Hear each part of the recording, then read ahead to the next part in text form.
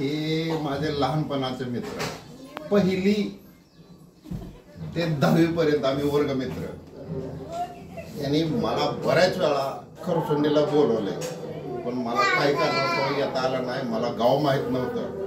पण आज काल मी विचार केला 10 तारखेला आज आपण काही करायचं, पण माझ्या मित्राला जीवलग मित्र आहे, मी त्याला जाऊन भेटणार.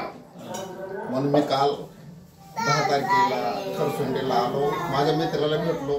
त्याचा पाहुणचार मी पाहून मी धन्य झालो.